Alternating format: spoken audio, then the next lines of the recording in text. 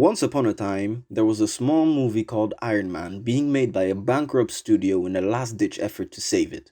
From that small seed was built an empire known as the MCU, spanning 28 films and a handful of shows. During the Infinity Saga, Marvel seemed unstoppable, but a quick shift by Disney into pandering and identity politics tainted what was once great and now serves as a non stop production line of, well, products. Because after Endgame, that's what every single film and show that they make feels like. No love or craft, just indigestible shit, with one Sony made exception. I present to you the latest addition to the assembly line, Miss Marvel. I saw the trailer when it first dropped, but I wasn't feeling the hype, or feeling anything really.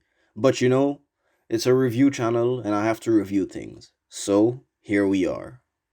Kamala Khan is a Captain Marvel superfan who idolizes her in every way, and we follow her in her everyday life.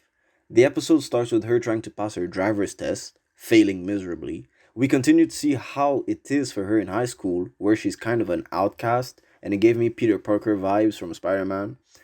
And she and her friends are prepping for the first ever AvengerCon, which is an Avengers fan event, with the goal of winning Best Cosplay as Captain Marvel, but her strict parents don't let her go, and so she decides to sneak out. To finish her costume, she grabs a bracelet from a box shipped to her by her grandma, I guess, and wearing it gives her vaguely defined powers. It's a simple premise for the first episode, little to no action, trying to establish the characters and their relationships. So the story moves at a very slow pace, but it feels generic for what it is. The protagonist is an outcast and doesn't have many friends because she's Muslim or Pakistani, I guess. I don't understand why she can't or doesn't make friends, considering that with the effort she puts in her YouTube productions that you see at the beginning of the episode, I'd guess you'd at least be in a cinema club or something. But, oh well, Disney wants you to believe that you won't have friends because you're different. The dialogue was extremely, and I mean really childlike. It feels as if the writer was just given notes, like, for example, Mother refuses to let Kamala go to con. Then they wrote the most generic thing you could think of. Every scene plays out as is, and there's nothing ever extra, just face value stuff. Feels like early 2010s Disney Channel. It's more like an extended episode of the Shake It Up era shows with more parent drama towards the kids. On the character side, there's not much to say. I don't feel connected to any of them. There was the father whose first scene I enjoyed but fell flat after and was shelved as the comic relief. Nothing much to say about the brother personality wise. You can just attribute one adjective to him, and that's religious. The mother felt like a bland, strict parent. There was not much depth in her connection to Kamala, and they could have actually shown that connection and how they could have clashed on multiple occasions, but they just didn't. Kamala's friend Bruno was one of the only characters I liked on the screen, and he was fun and charming. Plus, he had a bit of a story compared to the others with the fact that he's good at technology and he's a loyal friend to Kamala, but ultimately, he also falls flat after a while. Although, that actor and the actress that plays Kamala, they give decent performances. The protagonist herself wasn't that interesting of a person to follow, mostly just daydreaming and wanting to be a superhero, also finding herself, I guess.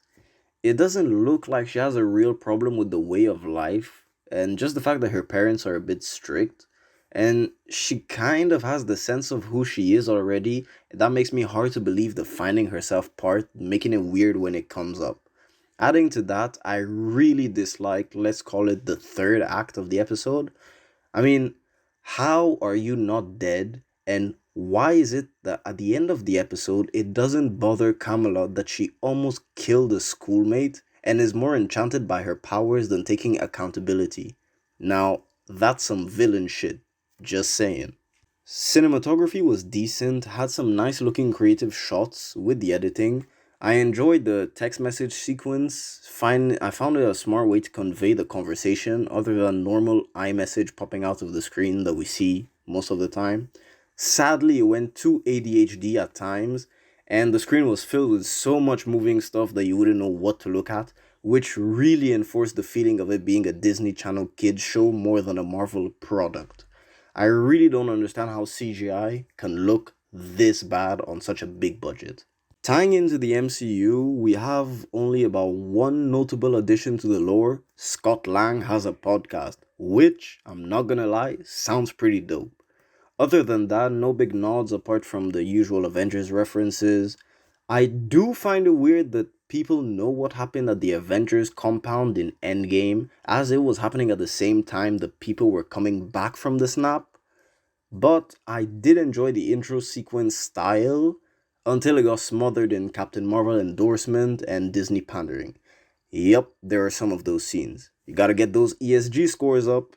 In the end, the episode 1 of Miss Marvel feels like a Phase 4 Disney product. Pretty boring and unengaging. Didn't really insult my intelligence as much as other stuff tends to, but it remained an emotional flatline and I'm not excited for the next episode. Maybe I'll check back on the finale if they decide to mess up the lore or insult the heroes that made the MCU.